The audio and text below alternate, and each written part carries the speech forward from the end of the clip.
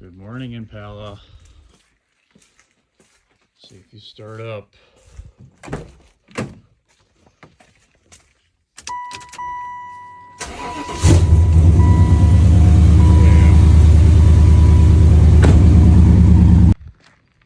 Hello, tuberculosis. You're locked. Hopefully you start.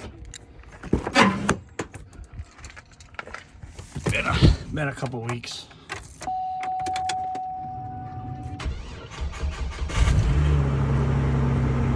A little unhappy, but we started. Well, a couple weeks of not running, she fired right up. Yeah. Welcome back. Another episode. Yeah. Today, working on Trailblazer. Got to get this thing ready for storm chasing. I think Christopher and I are going to take this out tomorrow. We got a high risk area. First, we got to have a rig to do it in, so we got a lot of work to do. First, I'm going to start by unscrewing that antenna so I can get it in the garage.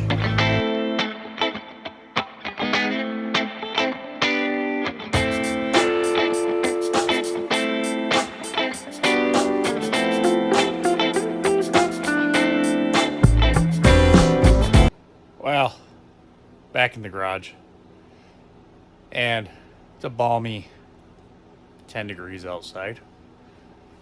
We're about 42 in here. Got the heaters cranked.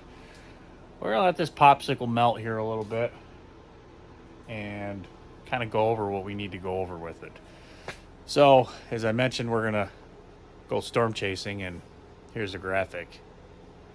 Yeah. Our target area is going to be this little top spot where it's Illinois, Wisconsin, Iowa border. Because then I got to go drop him off. So that's our target zone for the day. We got to get there safe, and we got to get out of there safe. So we need to make sure we have a reliable vehicle.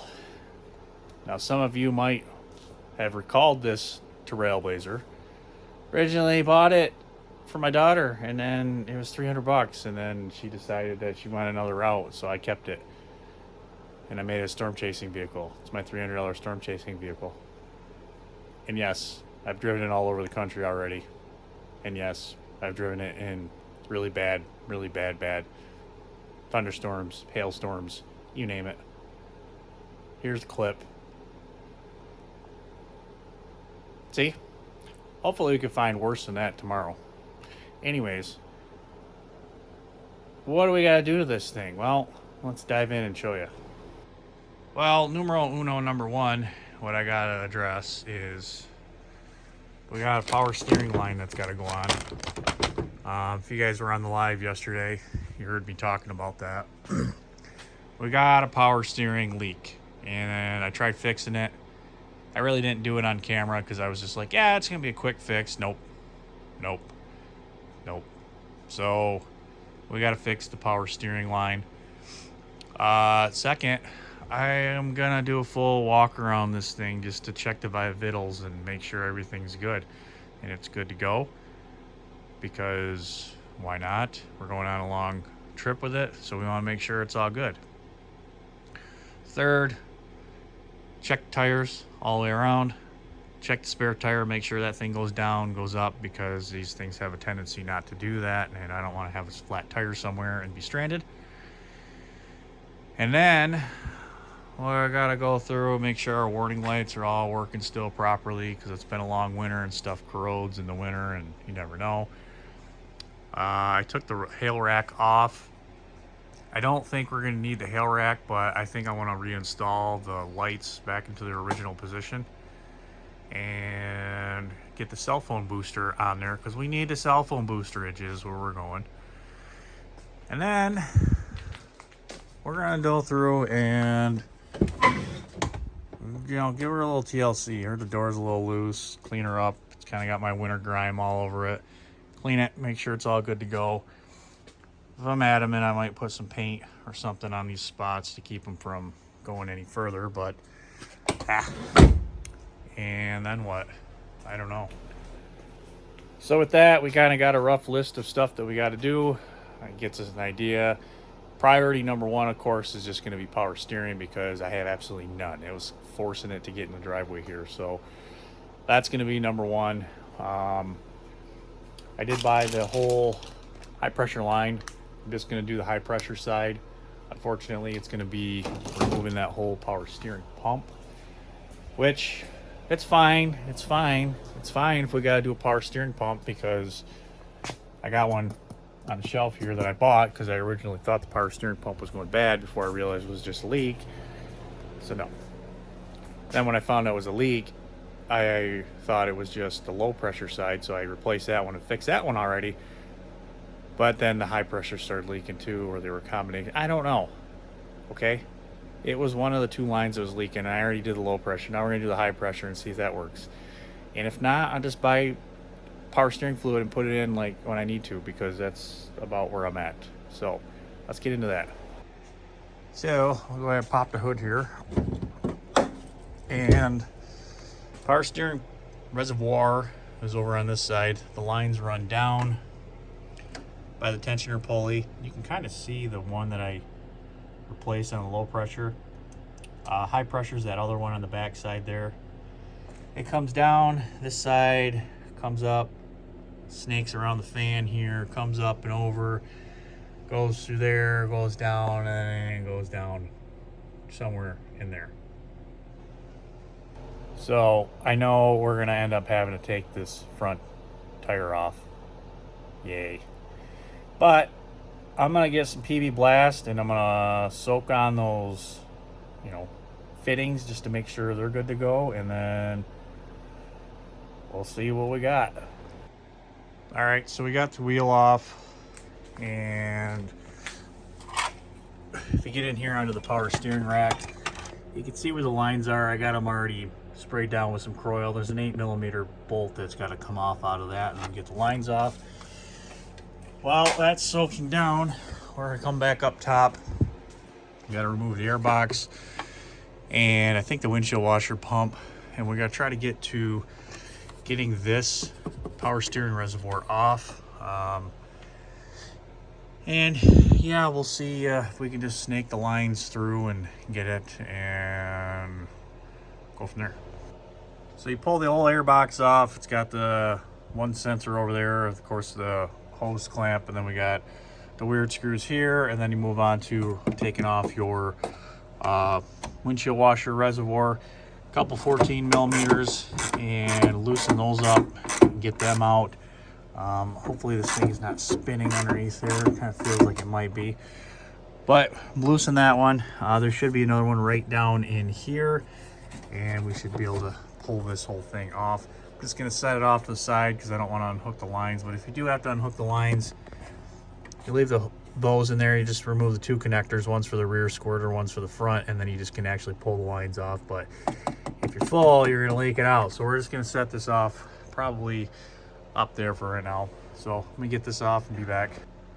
So now we got that pulled up out of the way. We have full access to our power steering. High pressure, of course, is right here at the front, down here. And then our low pressure return is up there. It doesn't have to be much. You can run an actual hose from here all the way down, which you can see my repairs that I did earlier. And that guy on the high pressure side just isn't working. So we're gonna just, I don't know if I'm gonna just leave that in there and abandon it, whatever, and just zip tie it off for right now, because I really don't feel like getting in here and going all crazy or what. But I got to get this off, and then we'll fish the new one in, and then we'll see where we're at. Because, do it the right way, always. So there we are, simple 5/8. Takes that line off of here, and yeah, she comes off. It's got a little rubber O-ring on it, so make sure the new one's got that O-ring on it before you go too crazy and, you don't have it. But now I'm going to move on to the rack, and then hopefully we can get all this off. So she's got an 8mm that holds right in the center there that you got to get in here above the axle and pop it off, and then you got to just pry those lines off, and you should be able to fish them right out of the top. Allegedly. So top side of the motor, yep. We got to lay up here kind of strategically and, you know, get after it. And you can see the lines are down there. Come on, focus. Yeah, right there. So, as I mentioned, I'm not going to, there we go, better view. I'm just going to leave that one in there because I really don't care. And I'm not a professional mechanic doing anything proper. So right now, I'm going to take the new line. We're going to run it from there. It's got to go underneath here. We're just going to zip tie it off to everything that needs to be tied off to, fish it through here, get it down there, put those together, and bolt it back together. Allegedly. Did you get all that? And yes, I'm standing on a ladder because, well, I had to lean over everything. Gotta love it. Okay, power steering is put back together. Line is ran down there. What a pain in the rear to get it down there. But it's in. Make sure you put new O-rings. Ironically enough, the alternator went out. So now we gotta do with the alternator, which this is gonna be 2 bolts on the top, 1 on the bottom, serpentine belt loosened, unplugged to, you know, wires. But we're gonna disconnect the power source here. We did test it on the multimeter. We're only getting 11 volts at charge when it's running. Not good. So hopefully this job goes a little bit quicker than the rest of it. So let's get into it. We messed up. So, and then moving around the lines for the power steering lines, kind of pushed a little hard and tugged a little hard on a wire harness. Just so happened to be the one for the harness for the alternator. After we got the new alternator put on, it still wasn't charging, so we found the brake. So it's broke. So now we're fixing it, attempting to. And yeah, this doesn't work. Like, I'm gonna rob one off of the LS. I think we might just do that anyway. Well, we're currently en route to Galesburg, and we're gonna drop down to Burlington. We're gonna try to intercept some storms. I'll insert the map here. You can see it's getting dark. We got favorable winds and everything. Then we're gonna head a little bit south from there to a town called Quincy, because as you can see on these other storm lines down by Kansas City, there's some pretty good thunderstorms with severe thunderstorm warned already. Hopefully those will be long track. So that's what we're doing. So we're outside of Galesburg right now. We got ourselves a tornado warned supercell right here.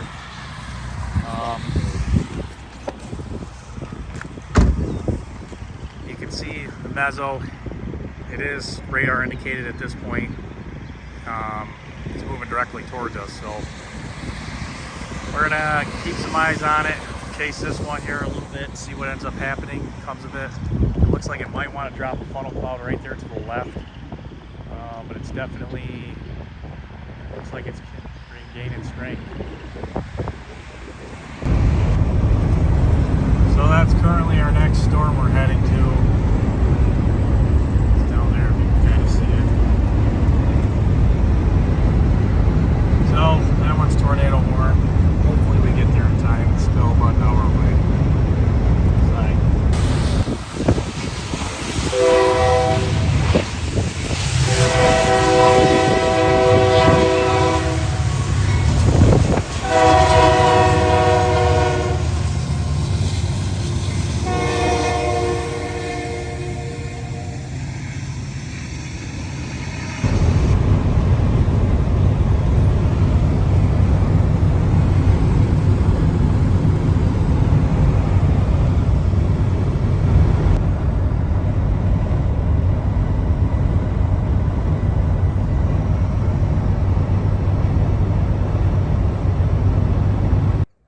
Well, made her back.